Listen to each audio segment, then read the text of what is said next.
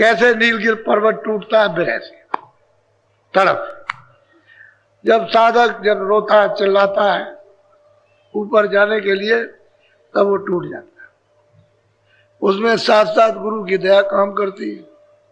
जब वो टूटता बढ़ता है तो ऐसा मालूम होता है कि समूचा तीनों लोग एकदम से गिर पड़ा टूट टाट करके।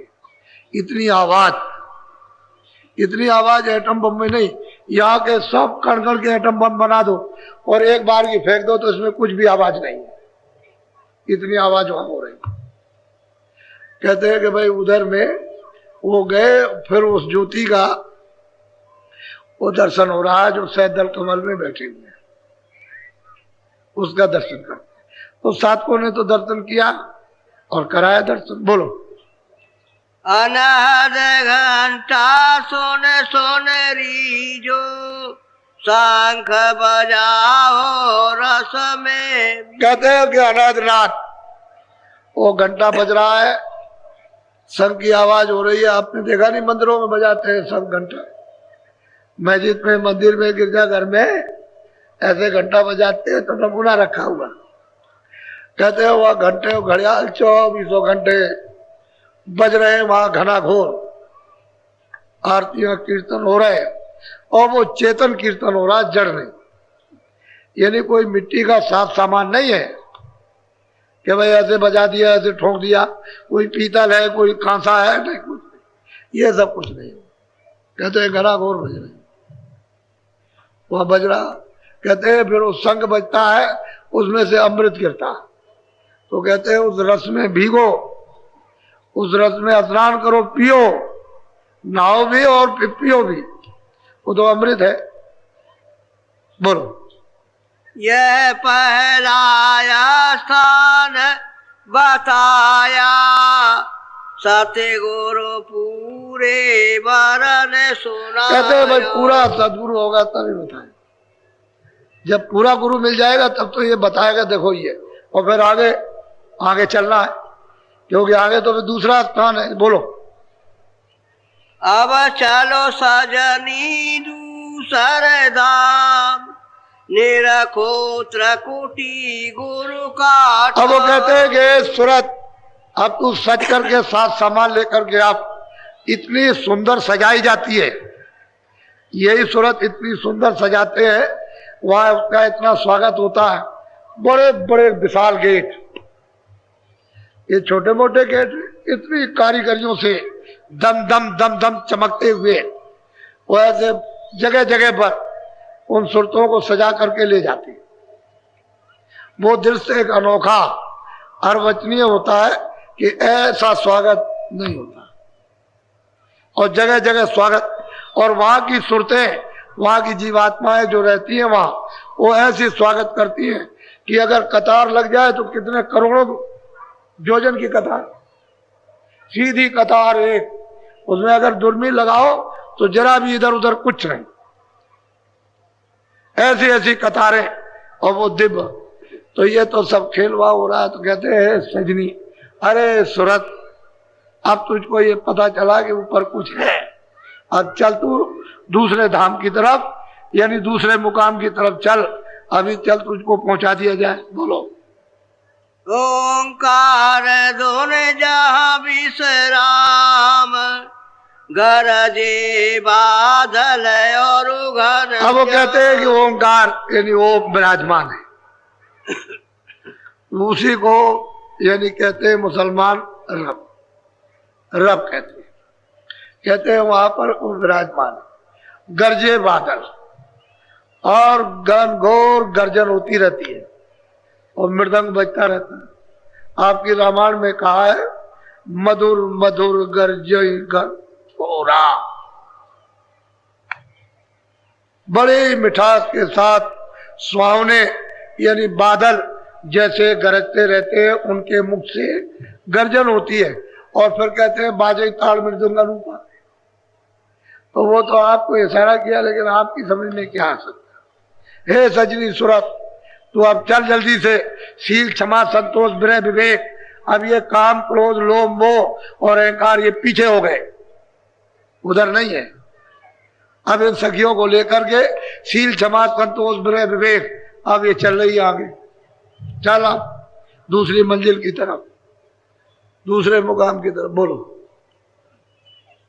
सूरज मंडल लाल मुकाम, गुरु ने बताया गुरु का। कहते हैं कि सूरज मंडल वो लाल मुकाम है, वो ब्रह्म है, और वहां गुरु का भी स्थान है, उसको गुरुपद कहते हैं।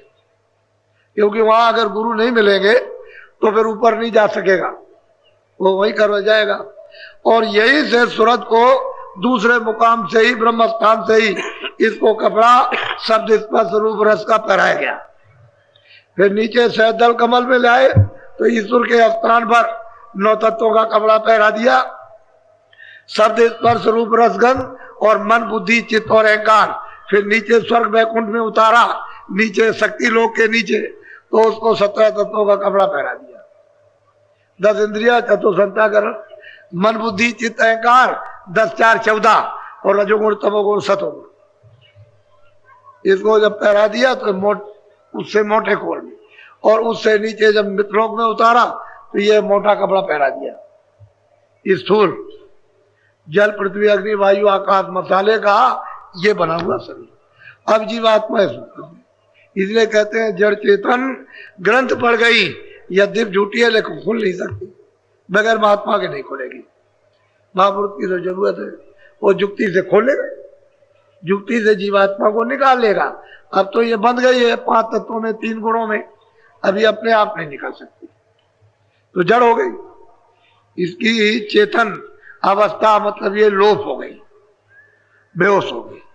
अब इसे होश नहीं है कि मैं कहूँ, जब तक यहां नहीं आएगी, खड़ी नहीं होगी, तब तक इसको होश ही नहीं आएगा, जागरण ही नहीं होगा। और जब यहां आ जाए तो जागरण हो जाएगा, होश हो जाएगा कि मैं कितने युगों से, कितने कल्पों से आई, और यहां पर मतलब सो रही थी, अब जगी। कहते हैं चल सूरत, जल्दी सद धज करके और दूसरी मंजिल चल। वहां वो रहते हैं विराजमान, तो उनका मंडल तो बहुत, उनके नीचे मंडल है माया का, माया का मंडल है। यानी सहदल कमल के ऊपर माया, सहदल कमल के नीचे आद्यामा शक्ति, तो इनका मंडल बहुत बड़ा, यानी ईश्वर के धाम से भी बड़ा। ऐसे आप पार नहीं कर सकता, कोई भी जा नहीं सकता, इतना बड़ा मंडल है उनका माया। और ऊपर में ब्रह्म है, नीचे माया, नीचे ईश्वर है, उसके नीचे शक्ति, उसके नीचे ब्रह्मा विष्णु महादेव। बहुत घेर करके जीवों को अच्छी तरह से फंसा करके रखा जाए। बोलो। पंचम वेद नाम यही गाया, 14 कमल। कहते हैं इसको 14 कमल कहते हैं, और इसको मतलब यह कि जिक्र किया ना एती और कुछ है और कुछ है, लेकिन हम कुछ बता नहीं सकते, लेकिन है जरूर ये बराबर। तो ऊपर में पार ब्रह्म है, वो तो उनका स्थान है पार ब्रह्म का, तो ऊपर रहते हैं। इसलिए ये दूसरी मंजिल इस तरह से सूरज को पहुंच और दर्शन होगा, किसका? ब्रह्म का दर्शन साक्षात्कार होगा। जैसे आप आदमी दिखाई देते हैं, आप हमको देखते हो, हम आपको देखते हैं, ऐसे ही दर्शन होगा।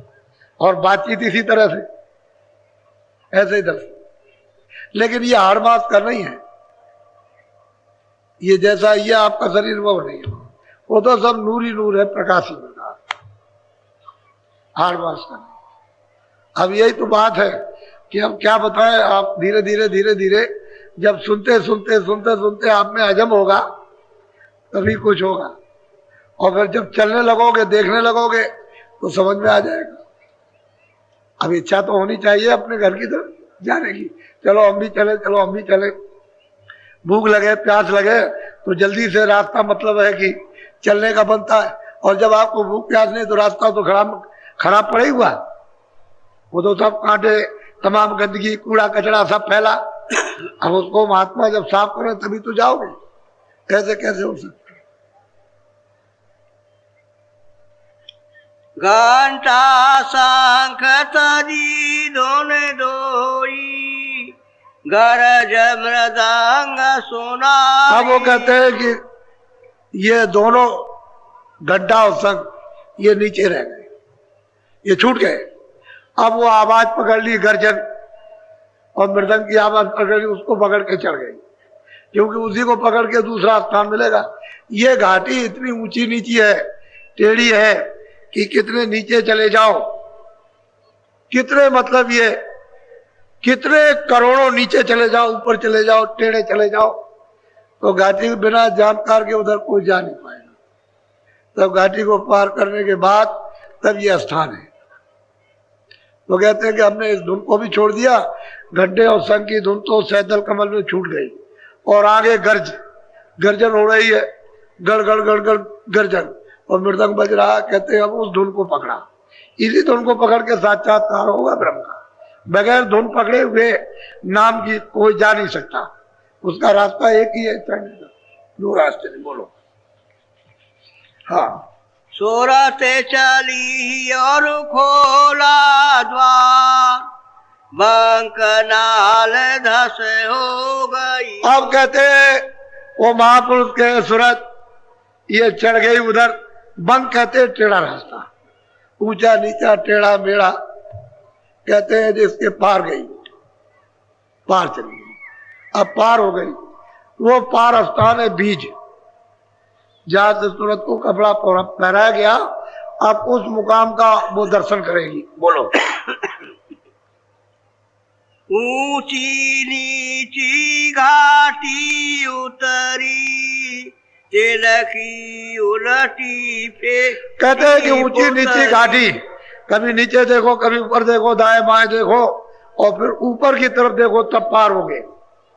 तो महात्मा जब वहां नहीं मिलेंगे, उस मंडल पर ले जाने वाले, तो उधर कोई क्या जा सकता है? वो उधर भी रहेगा वहां ले जाने के लिए, तभी तो ये उधर जाएगा, उधर निकलेगा। बिना भेद के, बिना रास्ता रागीर के, जो रास्ता जानता है उसके वहां से चल नहीं सकता, वो जा नहीं सकता। बोलो। घर भीतर जाई की नाराज, भक्ति भाव का पाया।